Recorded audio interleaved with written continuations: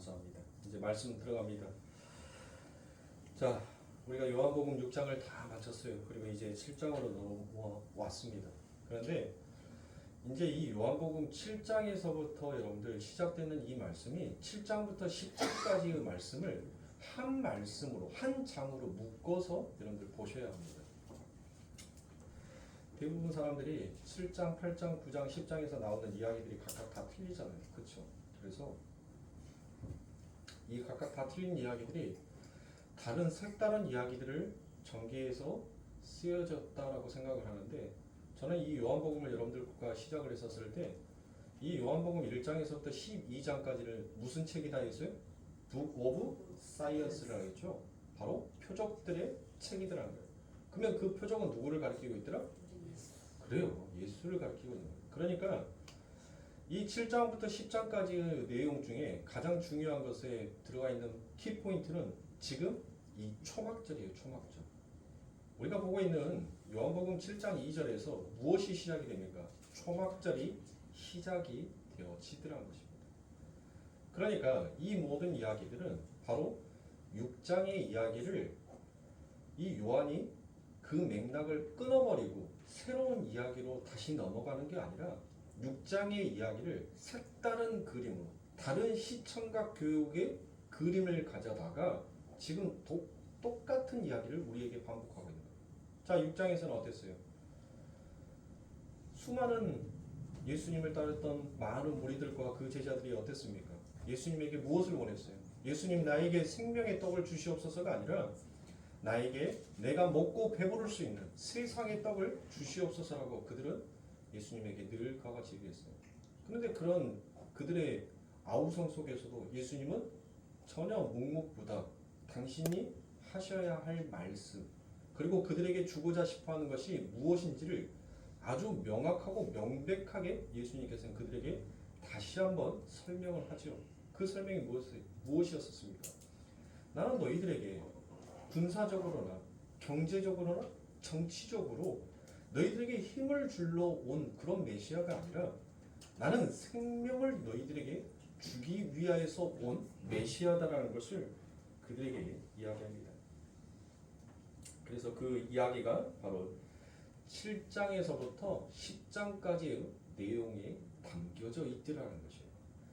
자, 7장과 8장은 초막절을 배경으로 해서 예수님은 유대인들이 기대하고 있는 세상에 힘을 주러 오신 메시아가 아니라 그 초막절이 상징하고 있는 그러한 구원을 완성하러 오신 분이심을 여러 가지 에피소드를 동원하여서 지금 설명하여 주고 계시는 것입니다. 그리고 9장에 가면 여러분들 어떤 이야기가 나옵니까? 9장에서 가면 나면서부터 소경된 자를 고치시는 그런 이적을 통해서 예수께서 이루시는 초막절 속에 담겨있는 구원의 내용을 다시 한번 그림으로 설명해 주고 있습니다.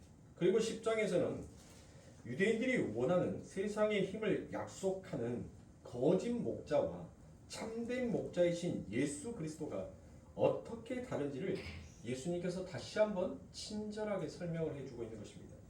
그러니까 이 모든 내용들이 결국 하나로 묶어서 이해하는 것이 오히려 더 편하다라고 볼 수 있습니다.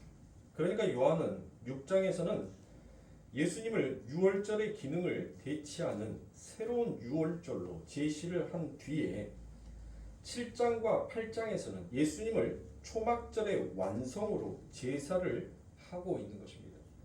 그리고 6장이 유월절로 시작이 되어서 유월절이라는 절기가 담고 있는 어린 양 예수 그리스도라는 주제로 전체를 그리고 있는 반면에 이 7장과 8장은 바로 초막절이라는 절기의 진행과 그 맥을 같이 하고 있더라라는 것입니다. 그럼 우리가 먼저 함께 이 본문의 내용들을 다루기 전에 오늘은 전체적인 틀과 그리고 이 초막절 안에 담겨져 있는 의미들에 대해서 가볍게 여러분들과 나누고 다음 주에는 더 보충 설명을 하면서 본문의 말씀을 하나씩 여러분들에게 주의해서 드리도록 하겠습니다. 자, 오늘 본문 2절입니다. 유대인들의 명절인 초막절이 가까운지라라고 그와 같이 되어 있죠. 자, 이렇게 초막절의 시작을 알립니다. 그런데 요한복음 7장 14절에 가니 이미 명절의 중간이 되어 예수께서 성전에 올라가사 가르치시니라고 그와 같이 얘기합니다. 자, 초막절의 중간이 나오죠. 그 중간에 이제 예수님께서 어디로 가셔요? 성전에 가셔서 가르치고 계신다라고 얘기합니다. 그리고 요한복음 7장 37절에 가면 명절 끝날 곧 큰 날에 예수께서 서서 외쳐 가라사대 누구든지 목마르거든 내게로 와서 마시라라고 그와 같이 말씀하십니다.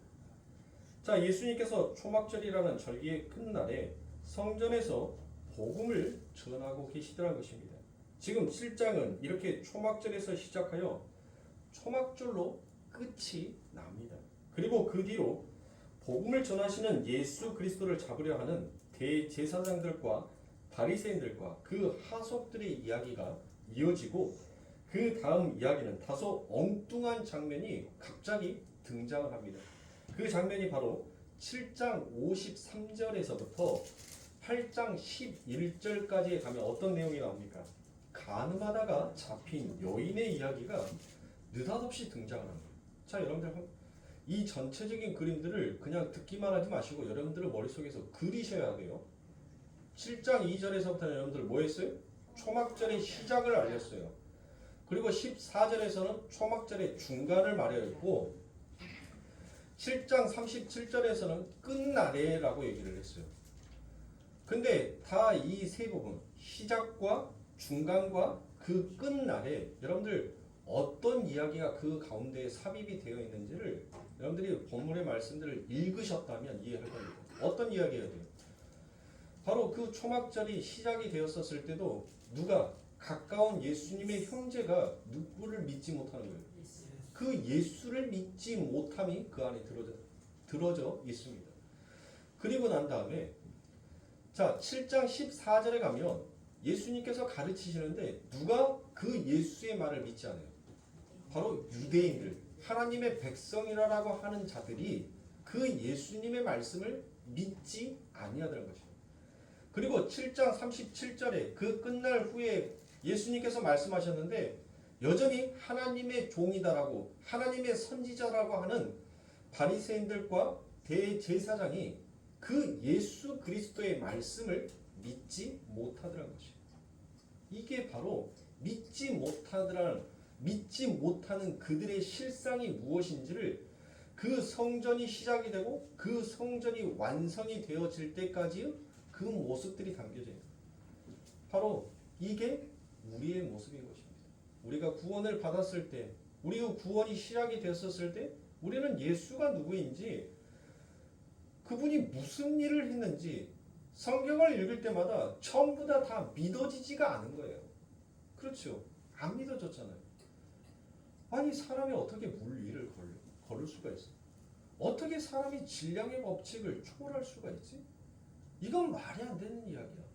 이거는 저자가 꾸며내도 너무 과하게 꾸며낸 이야기다라고 우리는 그렇게 생각을 했단 말이야. 어떻게 힘 한 번도 주지도 않고 7바퀴를 돌았는데 그 견고하다라고 하는 여리고성이 무너질 수가 있지? 도무지가 말이 안 되는 이야기들이 이 성경 안에 가득 쓰여져 있었단 말이야. 그리고 난 다음에 예수님을 믿었어요.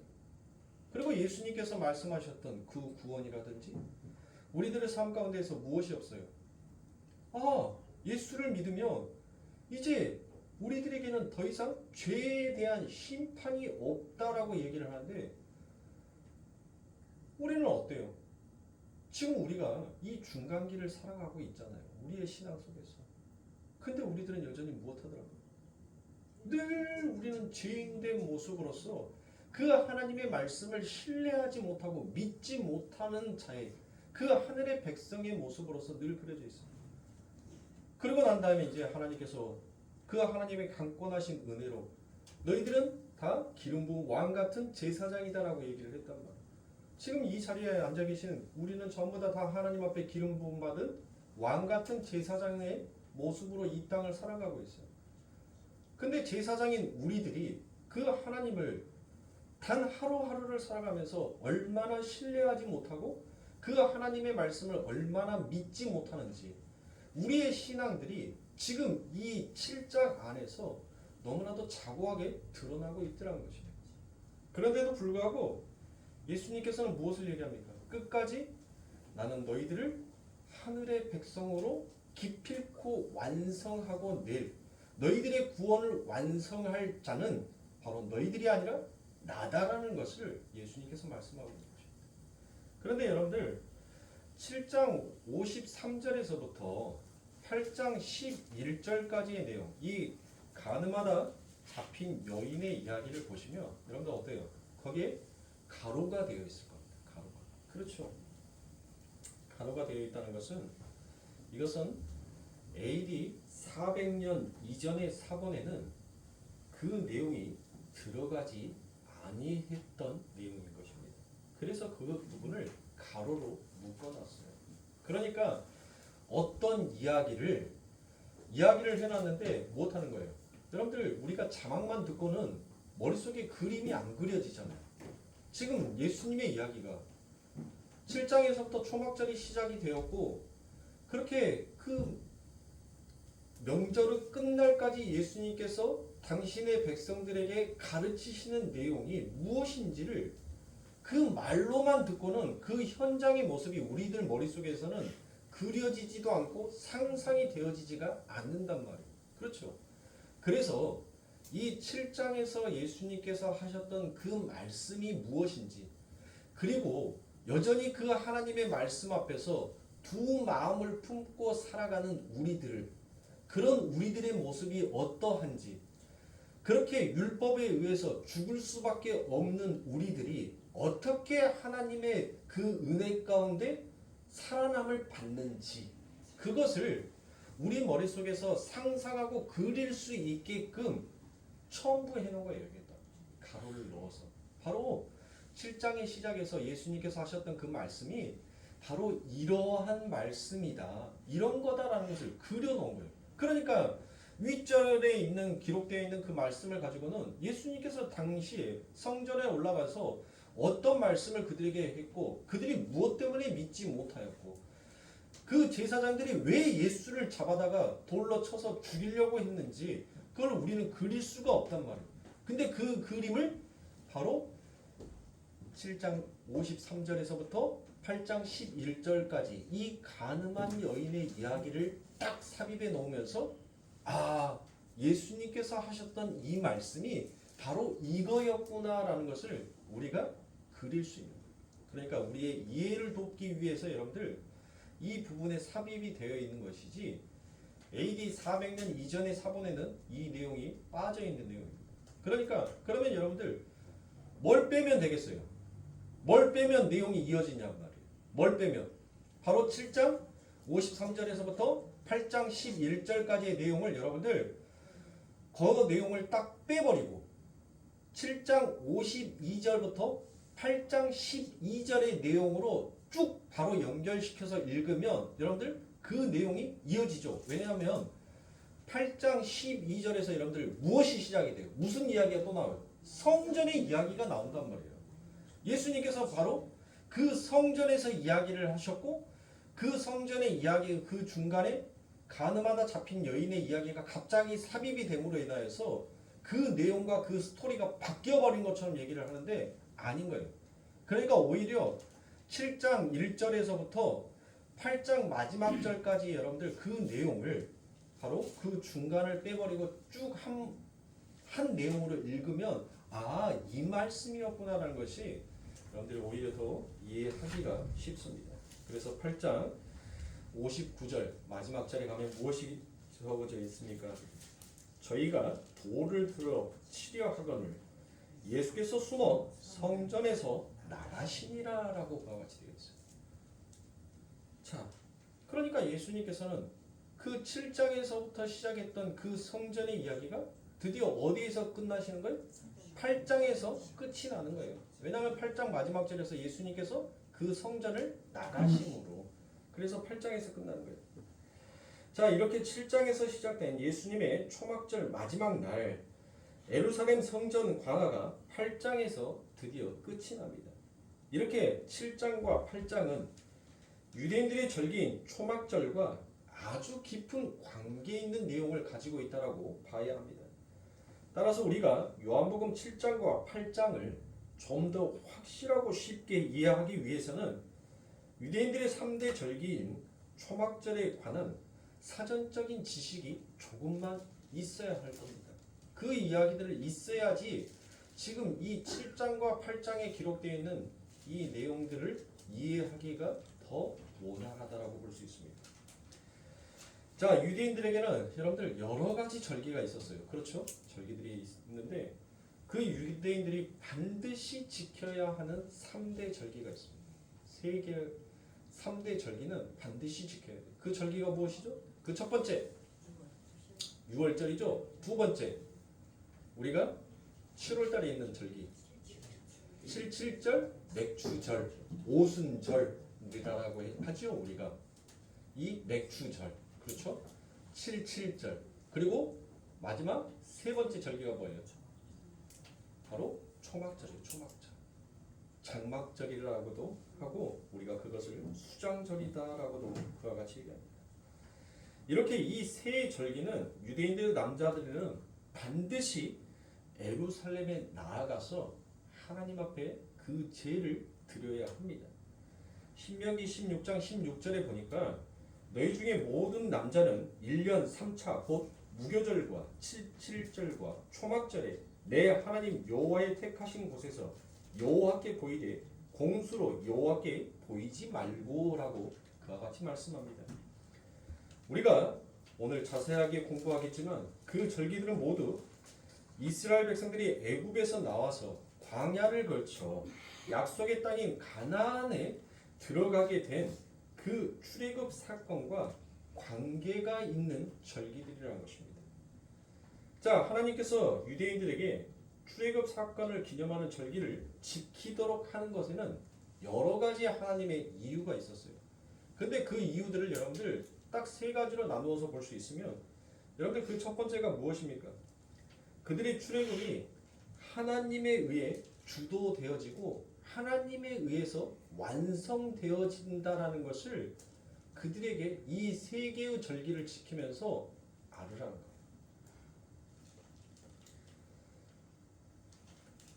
그것을 그들이 지킴으로 인하여서 그 첫 번째 이유, 하나님이 누구인지를 아는 것입니다. 하나님이 누구인지. 그러니까 하나님께서는 말씀하셨잖아요. 끊임없이 나는 너의 하나님이 될 것이고 너는 나의 백성이 될 것이다라는 그 말씀. 그 말씀의 뜻이 무엇인지를 바로 하나님께서는 이 출애굽 사건을 통하여서 그 하나님, 너희 손조로부터 들어왔던 그 하나님이 어떠한 하나님인지, 그리고 그 언약을 어떻게 지키는 하나님인지를 그들에게 보여줬던 사건이 바로 출애굽의 사건이었었어요. 그래서 그들은 그 광야를 거쳐 가나안 땅에 들어갔었을 때 이 3대의 절기를 지키면서 내가 섬기고 내가 믿고 있는 그 하나님이 누구인지를 그들은 늘 기억해야 했던 것입니다. 그리고 그 두 번째 이유는 하나님께서 당신의 백성에게 이루실 그 출애굽 사건이 얼마나 엄청난 사건이고 감사해야 할 사건인지를 다시 한번 그들의 삶 가운데 각인시키기 위함인 것입니다. 그러니까 다른 말로 여러분들이 구원을 받았으면 여러분들이 받은 그 구원이 얼마나 엄청난 사건이고 그 사건이 하나님 앞에 얼마나 여러분들이 감사해야 할 것인지를 하나님께서는 잊지 말라라고 그 절기를 지키게끔 하였던 것이에요. 그러니까 여러분들 보세요. 이 초막절과 6월절과 그 다음에 오순절, 맥추절을 보면 여러분들 1년 12달에 시작과 중간과 끝에 다 있는 절기란 말이에요. 그게. 그러니까 너희들의 그 1년의 시작과 그 1년의 끝 동안 너희들은 무엇을 잊지 말라는 거예요. 그 하나님을 잊지 말고 그 하나님 앞에 감사함을 잊지 말라는 것입니다. 그리고 세 번째로는 그 안에 무슨 의미가 담겨져 있냐면 바로 하나님은 이 출애굽은 여러분들 육신의 출애굽이었잖아요. 어떻게 보면 우리가 표피적으로 수면 위에 떠져 있는 것, 눈으로만 봤었을 때는 육신의 출애굽이었단 말이에요. 그 애굽이라는 그 강대국에서 하나님이라는 엄청난 신의 힘을 통하여서 그들이 포로된 삶 가운데서 해방되어지고 자유함을 얻는 그것을 여러분들 보고 있지만 하나님의 뜻은 궁극적으로 그 안에 담겨져 있는 것이 아니죠. 하나님의 뜻은 더 깊이 있잖아요. 무엇이 있는 거예요? 바로 하나님은 너희들이 육적 출애굽을 통하여서 너희의 영적 출애굽을 기억하라는 거예요. 영적 출애굽. 그 영적 출애굽을 너희들은 잊지 말라는 것을 하나님께서 말씀하시는 겁니다. 너희들이 어떻게 너희의 힘으로는 절대로 너희의 힘으로는 그 죄와 사망에서 출애굽할 수 없다라는 것을 오직 그 하나님만이 주도하시고 그 하나님만이 완성하셔야지만이 그 죄와 사망의 법에서 해방되어서 생명의 성령의 법으로 걸어갈 수 있다라는 것을 하나님께서는 이 세 절기를 통하여서 여러분들 그들의 삶 가운데 소망과 기대와 기다림이라는 것을 당신의 백성들에게 가르치시는 거예요. 그런데 여러분들 이 유대인들이 어떻게 했나요? 하나님의 이러한 깊은 뜻은 어느 날 그들의 삶 가운데 아랑곳하지 아니하고 그냥 절기 지킴에 자기의 자랑을 삼았다. 절기 지킴. 나 언제 무엇했어? 나 뭐 했어? 뭐 했어? 그걸로 자기의 자랑을 삼더라는 것이죠. 저는 그런 부분에 있어서 절기 지키는 것을 하지 말자. 형식적인 것을 하지 말자라고 있지. 여러분들 하나님 앞에 감사하는 그 절기를 지키는 것이 어찌 성도로서 그게 나쁘냔 말이에요. 네? 아니 내가 맥주 감사절 때 내가 정말 하나님 앞에 감사하는 마음이 있으면 여러분들 무엇하면 돼요? 아니 굳이 내가 언제 교회에서 언제 맥주 감사절, 추수 감사절에 돈 봉투에다 돈 담아갖고 하나님 앞에 드려야지만이 기쁘다라고 하는 거 있어요? 자기가 정말 하나님 앞에 맥주 감사절 때 정말 감사하면 못해요.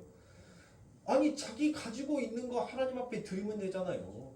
자기가 부담스럽지 않냐고 자기가 정말 기쁨으로 하나님 앞에 드릴 수 있는 거.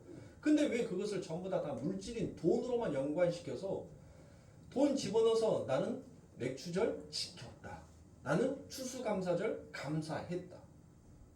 이 유대인들이나 오늘날 우리들의 모습이나 뭐가 다르냔 말이에요. 하나님께서 원하시는 것은 진짜 너희가 너희를 구원해준 그 하나님이 누구인지 알고 그 구원을 완성해준 그 하나님 앞에 너희들이 정말 감사를 잊고 있지 아니하는지 그렇게 감사하는 자들이 바로 그 마지막 끝날에 영적인 출애굽을 할 수 있는 자다라는 것을 하나님께서는 그들의 삶 가운데 가르치고 있음에도 불구하고 우리는 늘 무엇하는 거예요? 절기 지킴에만 급급하더라는 거예요. 나 뭐 했다.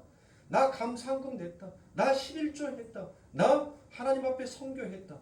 요거에만 관심을 가지고 두더라는 것이에요. 그래서 저는 그런 부분에 있어서 배척하자라고 얘기를 하는 것이지 그런 마음을 배척하자는 것이지 하나님께서 만들어 놓으신 그 절기를 지키지 말자가 아니에요. 지켜야지요. 저는 그런 뜻에서 여러분들에게 말씀을 드린 겁니다. 그런 뜻에서. 근데 그것을 악용하는 사람들이 있어요, 없어요? 있어요, 있어. 그러시면 안 돼요. 그거는 여러분들의 신앙생활이 잘못 가고 있는 거예요. 잘못.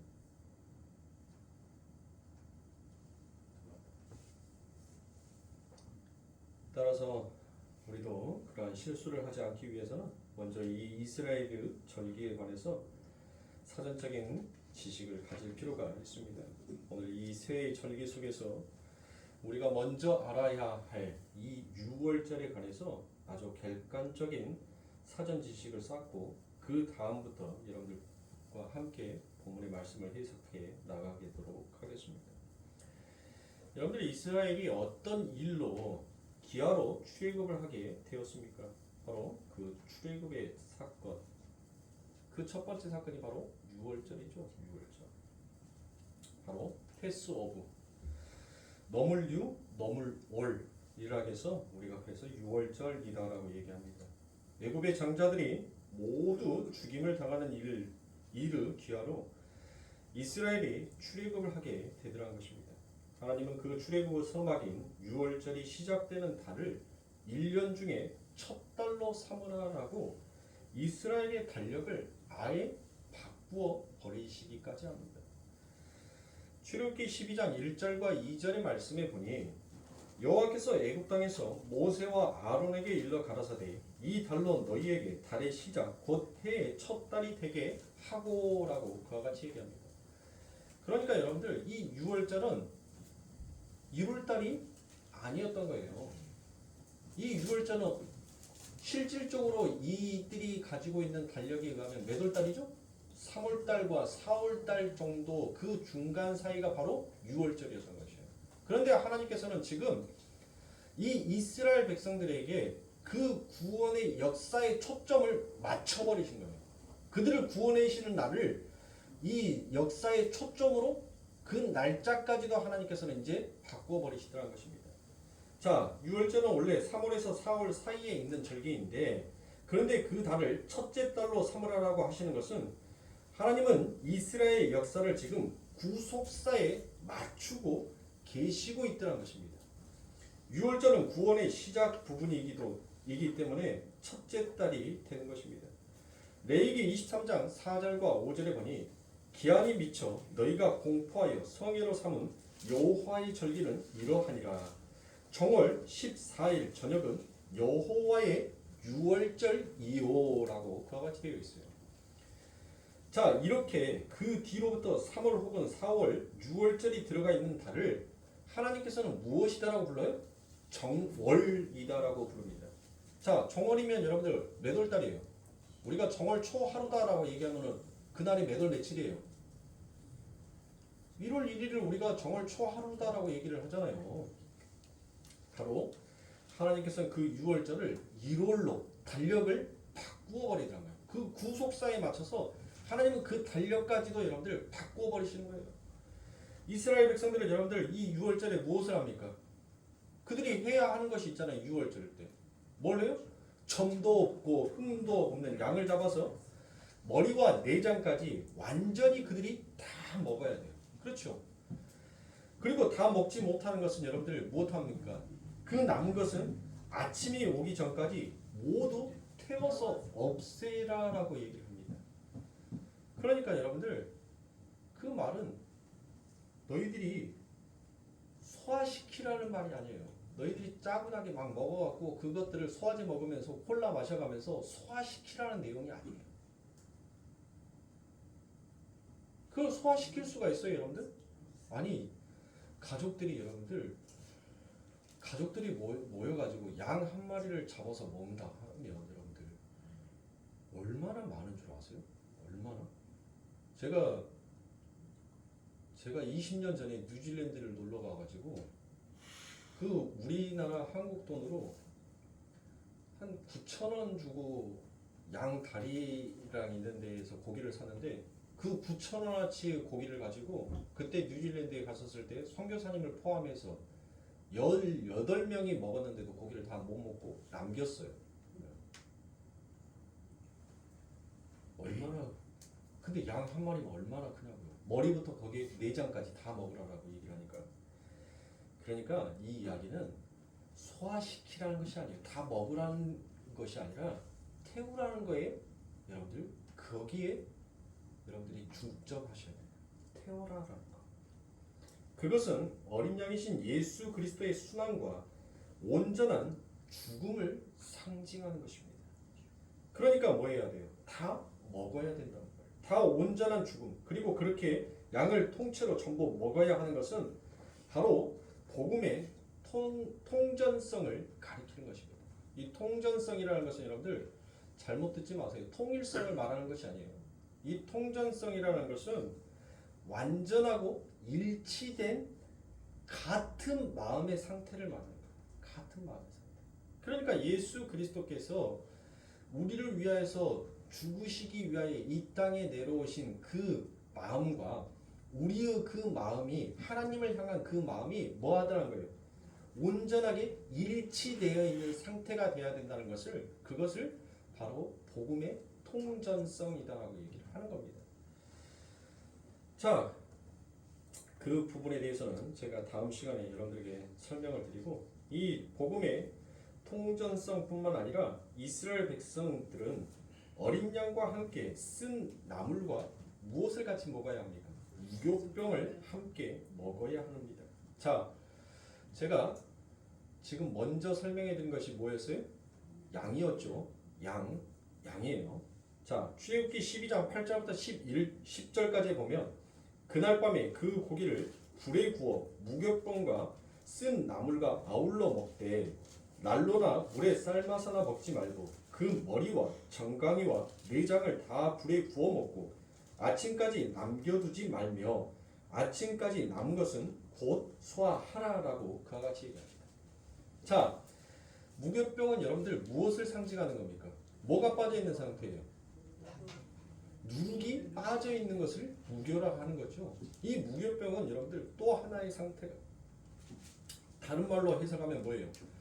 죄의 증상이라든지 죄가 빠져버린 상태를 바로 무교병으로도 우리가 해석을 하기도 합니다. 자, 이 무교병은 죄와 죄의 증상들인 고통에서의 그 탈출이 얼마나 긴박하고 급한 것인지를 보여주는 하나의 상징물이기도 했던 것입니다. 유대인들의 주식은 누룩이 들어가서 잘 부풀려져 있는 유교병을 그들은 늘 그들의 주식으로 삼아서 먹었습니다. 그런데 하나님께서 그들에게 유월절에 먹으라고 했던 이 무교병은 누룩이 들어가지 아니하는 정말 맛없는 빵이었어요. 그러니까 여러분들 보세요. 밀가루에다 물 부어가지고 그것을 조물조물 반죽해서 구워서 먹었으니 여러분들 그 밀가루를 구워서 먹었으니 그게 맛있겠습니까? 맛없죠. 저 어렸을 때는 어머니가 집에서 떡을 하면 그 항아리와 시루떡 하는 그것을 연결하기 위해서 밀가루를 물에다가 풀어가지고 반죽을 해서 그 시루떡 연결하는 그 사이에 그 주변에다 붙였어요. 근데 어린 마음에 그 붙여져 있는 것이 뚝뚝 이제 남은 중에 이제 떡을 하면서 떨어지길래 그게 뭐 얼마나 맛있어 보였는지 그걸 먹었는데 아무 맛도 안 나는 거예요. 입에다가 딱 넣으니 여러분들 가루처럼 파삭파삭 부스러지면서 입안이 오히려 써글써글한 느낌이 들더라고요. 모래를 넣는 것처럼. 그래서 아무 맛이 안 나니까 제가 혓바닥으로 퇴퇴하고 뱉었던 기억이 있는 것입니다. 바로 그거예요. 이들이 지금 얼마나 긴박한 상황 속에서 그들이 먹어야 했던 그 떡이 여러분들 과연 어떠한 떡인지를 한번 생각해 보시기 바랍니다. 유대인들이 애굽에서 나오는 일이 무교병을 넣어서 빵을 부풀릴 그런 시간도 없이 아주 긴박하고 급한 일이었다는 것을 보여주는 것을 하나 시청각 자료로 도구로 사용했던 것이 무교병입니다. 그리고 동시에 무교병은 죄를 상징하는 누룩이 빠진 떡으로 죄에서 건지신 하나님의 백성들이 먹는 신령한 떡을 동시에 또한 상징하고 있음을 말하고 있는 것입니다.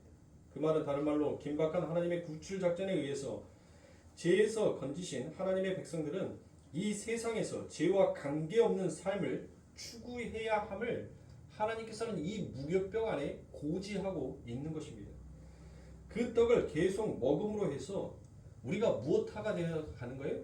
무교병화 되어 가는 거예요. 그러니까 예수님께서 나를 먹어라, 나를 마시라라고 하는 것은 여러분들 우리가 그 예수님의 피와 예수님의 그 살을 먹음으로 인하여서 우리가 무엇화 되는 거예요? 바로 작은 예수화 되어 가는 거예요. 예수화. 작은 예수로 우리가 그것을 먹음으로 인하여서 자라나게 되는 것입니다. 그래서 하나님께서는 내가 생명의 떡이니 나를 먹어라라고 자꾸 우리들에게 그 떡을 이야기하면서 말씀하시는 거예요. 그러니까 반드시 하나님의 백성들은 무엇이 빠져야 된다는 거예요. 이 무교병처럼 너희들의 삶 가운데 그 누룩인 죄와 죄의 증상이 빠져야 한다는 거예요. 그런데 우리들은 여러분들 그 하나님을 믿고 그 하나님이 주신 생명의 떡을 먹고 있음에도 불구하고 여러분들 무엇합니까? 여전히 우리들은 죄의 노예로 살아가고 있잖아요. 그 죄의 증상들이 우리를 엄습할 때가 너무나도 많잖아요. 그런데 하나님께서는 못하는 겁니까? 너희들 두려워하지 마, 걱정하지 말라고 얘기하는 거예요. 왜요? 바로 내가 너희들의 이 무협병이 되어서 너희들 입에 날마다 너희들을 이 무협병을 먹여서 내가 결국은 너희들 안에 있는 죄와 사망의 증상들을 다 털어내버리고 너희들을 나와 똑같은 무협병으로 만들어낼 거니까 너희는 너희들의 구원에 있어서 의심하지 마, 두려워하지 말라는 거예요. 그게 바로 무교병이 갖고 있는 상징적인 의미인 것입니다. 그리고 여러분들 쓴 나무는 무엇입니까? 쓴 나무는 이스라엘 백성들이 죄된 세상을 상징하는 애굽에서 그들이 겪었던 고난과 순환과 수치를 상징하고 있는 것입니다. 세상의 사람들을 보세요, 여러분들. 그리고 우리들의 모습을 보자고요. 우리가 이 세상을 살아가면서 세상과 등지고 살아갈 수는 없으니까 이 세상을 살아가면서 여러분들 이 세상으로부터 당하는 그 순환과 고난과 수치들이 여러분들 얼마나 많냐고요. 예수를 믿는다는 그 하나의 이름, 그 명분 하나 때문에 우리가 때로는 순환을 당하고 우리가 때로는 고난을 당하고 우리가 때로는 수치를 당할 때가 많다는 거예요. 야, 예수 믿는 사람이 그렇게 이기의 독사가 되어가지고 그러면 되겠니? 그런 말을 들을 때마다 여러분들 못합니까? 우리들은 못해요. 그 사이 그 자리에서 내 가슴에 갑자기 비수가 꽂히는 것 같아서 아무 말도 못하잖아요. 아무 말도. 그리고 그게 부당한 거고 손해 보는 건지를 알면서도 여러분들 그 자리에서 못합니까? 그래, 알았어 라고 하고 거기서 더 이상 어떤 이야기를 하지 않죠. 그거예요. 바로 매년 돌아오는 이 6월절에 무교병, 바로 죄가 빠져버린 그와 같은 생명의 떡인 예수 그리스도를 먹음으로 인하여서 이 땅에서 성도가 겪어나가야 할 그 고난과 수치가 그리고 그 순환이 무엇인지를 여러분들 우리들에게 가르침과 동시에 너희들이 그 하나님을 믿기 전에 너희들이 이 세상에 너희들의 행복과 너희들의 쾌락과 너희들의 만족을 위해서 달려갔던 너희들의 부끄러움과 너희들의 순환과 너희들의 고난을 잊지 말라는 거예요. 잊지 말라는 거예요. 여러분들 우리들 한번 우리의 과거를 생각해 보세요. 우리들 과거 생각하면 여러분들 한 번씩 우리의 얼굴이 화끈화끈 올라올 때가 얼마나 많습니까? 하나님의 말씀 앞에 서놨을 때 여러분들 내가 당하지 아니해도 될 그 고난, 나의 욕심 때문에 나의 내려놓지 못함 때문에 여러분들 당하고 있었던 그 고난들, 그 순환들, 그 수치들 여러분들 생각하면 여러분들 어쩌다가요? 그걸 잊지 말라는 것입니다. 진짜 너희들의 삶 가운데 편안한 안식과 평안과 너희들의 삶 가운데 진짜 행복이 무엇인지를 전달해 줄 그 하나님의 은혜를 너희들은 잊지 말라는 것입니다. 자, 그러면 여러분들 제가 이 6월절을 말씀드리면서 첫 번째 설명했던 것이 뭐였죠? 양이었죠. 그리고 양 다음에 뭐였어요? 무교병이었고 그 다음에 세 번째가 쓴 나물이었죠. 그러면 지금까지 제가 설명했던 이 내용들을 여러분들 하나로 쭉 연결해서 풀면은 바로 이와 같이 말씀이 되는 것입니다. 쓴 나물과 같은 죄의 고통 속에 있던 하나님의 백성들이 그 긴박한 상황 속에서 무교병과 같은 죄 없는 순결한 백성으로 재창조되기 위해서는 점도 없고 흠도 없는 어린 양의 죽음에 의해서만 가능하다라는 예수 그리스도의 십자가의 필요성이 바로 이 6월절 안에 담겨 있는 참된 의미들한 것입니다. 예수 그리스도의 필요성. 그러니까 무조건 여러분들 양, 무교병, 쓴 나물 각각의 의미가 있지만 이 각각의 의미를 하나로 딱 뭉쳐보니까 바로 예수 그리스도의 십자가의 필연성을 상징하고 있는 것입니다. 자, 지금까지 제가 설명했던 것은 이 6월절에 구약에 나타난 예수 그리스도의 모습이었습니다. 그러면 여러분들 신약에서는 도대체 이 6월절을 어떻게 설명하고 있냐는 거예요. 자, 신약에 가보니까 고린도전서 5장 7절과 8절에서는 이와 같이 얘기합니다. 너희는 누룩 없는 자인데 새 덩어리가 되기 위하여 묽은 누릇을 내어 버리라. 우리의 유월절 양 곧 그리스도께서 희생이 되셨느니라. 이러므로 우리가 명절을 지키되 묵은 누릇 누룩도 말고 괴악하고 악독한 누룩도 말고 오직 순전함과 진실함의 누룩 없는 떡으로 하자라고 그와 같이. 그러니까 여러분들 구약에 설명했던 그 세 가지가 상징하고 있었던 바로 양과 무교병과 쓴 나물의 여러분들 그 내용이 전부 다 아주 깔끔하게 이 고린도전서 5장 7절과 8절이 그 내용들을 다 담고 이야기하고 있더라는 것입니다. 자, 요한복음 1장 29절에 가보면 이튿날 요한이 예수께서 자기에게 나오심을 보고 가로되 보라 세상죄를 지고 가는 하나님의 어린 양이로다라고 그와 같이 얘기합니다. 그분이 바로 유월절 어린 양이 상징하고 있던 바로 예수 그리스도라는 그와 같은 말씀입니다. 그 어린 양 예수 그리스도가 성도의 쓴 나무를 모두 짊어지고 막 먹혀버림으로 해서 그들이 순결한 누룩 없는 떡이 되었다라는 것을 바로 누가? 바로 이 요한이 그 예수를 바라보면서 말한 거예요. 세상짐을 지고 가는 하나님의 어린 양입니다. 그러니까 우리가 먹어야 할 그 쓴 나물, 그 쓴 나물을 누가? 우리 예수님이 그 십자가에서 짊어지고 가셨다는 것입니다. 사도 바울은 그렇게 어린 양 예수 그리스도의 죽음으로 쓴 나물과 같은 세상 속에서 건지신 하나님의 백성들은 이미 누룩 없는 자로 새롭게 창조가 되었으므로 누룩 없는 자답게 묵은 누룩을 내어버리고 순전함과 진실함으로 살아야 한다라고 그와 같이 고린도전서 5장에서 우리들에게 공고하고 있는 것입니다. 이렇게 어린 양의 죽음으로 인해서 쓴 나물의 상태에서 무교병의 상태로 재창조된 하나님의 백성들은 그들은 남은 생애 동안에 죄 없는 순결한 참 무교병인 즉 예수 그리스도를 계속해서 먹음으로 해서 순결한 하나님의 자녀로 성숙되어져 가야 한다라는 이야기를 하고 있는 것입니다. 그래서 그 유월절의 구원의 종착역이 아니다는 것입니다. 그걸 지키는 것이 끝이 아니다라고 얘기하는 것입니다. 바로 그 유월절로 인하여서 여러분들 구원의 문이 열렸던 것처럼 거기에서부터 시작하는 거예요. 거기에서부터 달려가라는 거예요. 그 유월절의 사건이 있음으로 인하여서 그들이 어디를 향해서 갈 수가 있었어요? 가나안을 향해서 갈 수가 있었단 말이에요. 그 유월절의 문이 열리지 아니하였다면 그들은 가나안을 향해서 절대로 달려갈 수가 없어요. 근데 그 유월절의 문이 활짝 열림으로 인하여서 이제 그들이 마치 진군하는 군사들처럼 하늘의 용사들처럼 여러분들 그 아버지 하나님의 나라를 향하여서 그들이 앞만 보고 전진해 갈 수 있었던 것입니다. 그러니까 6월절은 구원의 종착역이 아니라 구원의 스타트, 시작선이라는 거예요. 시작선.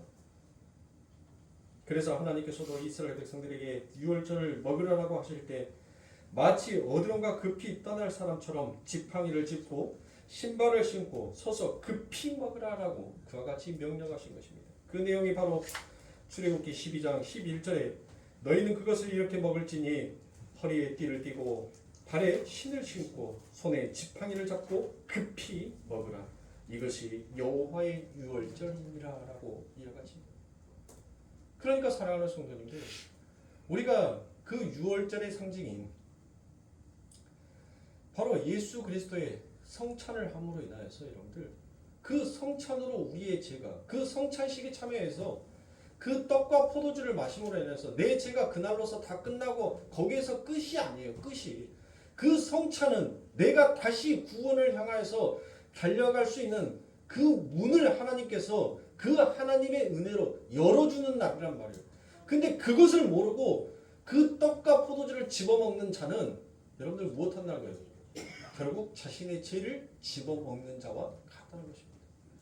그래서 여러분들 자신의 죄를 집어먹은 자, 그 하나님의 은혜가 무엇인지를 모르는 자들, 여러분들 그들이 결국 무엇하더란 거예요?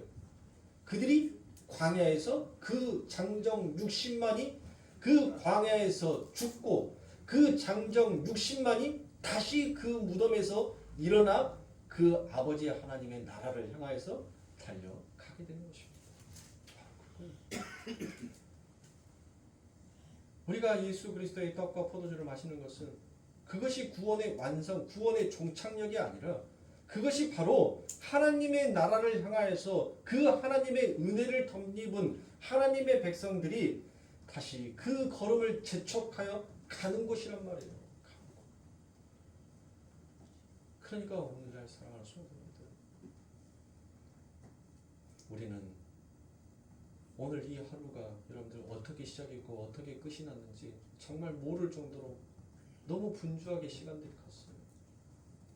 여러분들 1월달 아유 이제 1월달이네 라고 하지만 저 1월달이 여러분들 언제 11월이라는 달력으로 바뀌어 있을지 여러분들 눈 깜짝할 사이입니다. 눈 깜짝할 사이. 금방 가요. 금방 시간은. 하루 여기에서 끝내지 마시고 그 끝이라는 곳에서 하나님의 은혜가 부어져 여러분들 다시 소망과 기대와 기다림으로 그 아버지 하나님의 나라를 달려가게 할 수 있는 그 하나님의 은혜 앞에 우리 사랑하는 성도님들 날마다 감사하시면 돼요. 그 하나님, 내가 믿고 계시는 그 하나님 앞에 날마다 감사하면서 그 하나님 앞에 소망을 두는 자 그들이 결국 그 마지막 날에 무엇을 얻는다는 거예요? 바로 영적인 출애굽, 영적인 구원을 얻게 된다는 것입니다. 그들만 얻을 수 있는 거예요. 그것을 바로 하나님께서는 이 출애굽의 사건 속에서 하나님이 담고 있는 그 세 개의 절기를 통해서 하나님의 백성들에게 말씀하고 계시는 것입니다. 누구든지 주여 주여 부르는 자마다 다 천국에 들어올 수 없나니라라고 말씀하셨어요. 그렇게 날마다 나이가 믿고 계시는 그 하나님이 누구이시며 그 아버지 하나님께서 나를 무엇으로 살려내시고 무엇으로 은혜를 주셨는지 그 하나님 앞에 날마다 감사하면서 그 감사에 내 앞에 다가올 그 하나님께서 말씀하셨던 젖과 꿀이 흐르는 그 가나안 땅을 내가 내 손에 주겠노라.